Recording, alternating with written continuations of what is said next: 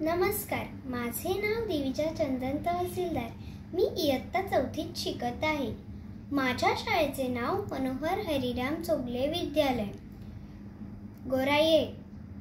आज मी तुम्हाला मनाच्या श्लोकातला 48वा श्लोक म्हणून दाखवणार आहे. सदा देव काजी जिजे देह ज्याचा, सदा राम नामे वदे नित्य वाचा. स्वधर्मी जी चाले सदा उत्तमाचा, जगी धन्य तो दास सर्वोत्तमाचा.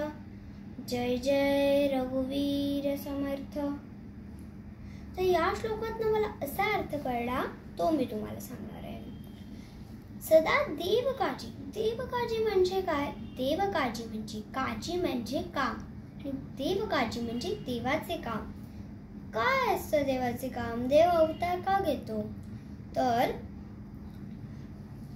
जे चांगल्या गोष्टी आहेत त्याचा प्रचार करणे आणि जे वाईट गोष्टी आहेत त्याचा नाश करणे.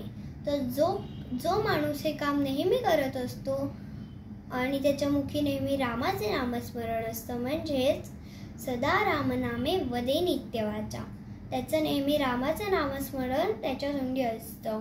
तर रामाचं नामस्मरण, त्याचं नाव नेहमी मुखी का ठेवायचं? तर शेवटची ओळ सर्वोत्तमाचा. तर सर्वोत्तम का आहे राम? कारण त्यांनी मुलगा, राजा, भाऊ, नवरा, अजून मित्र ही सगळी कर्तव्य एकदम योग्य प्रकारे पार पाडली. आणि स्वधर्मीची चाले सदा उत्तमाचा. आणि आपले कर्तव्य काय आहे? स्वधर्मेची म्हणजे कर्तव्य. तर आपले काय आहे कर्तव्य? तर माझे कर्तव्य विद्यार्थी म्हणून हे आहे की नीट अभ्यास करणे, मुलगी म्हणून आईवडिलांनी सांगितलेलं ऐकणे, आणि बहीण म्हणून माझ्या बहिणीची काळजी घेणे आणि तिचा अभ्यास घेणे. धन्यवाद.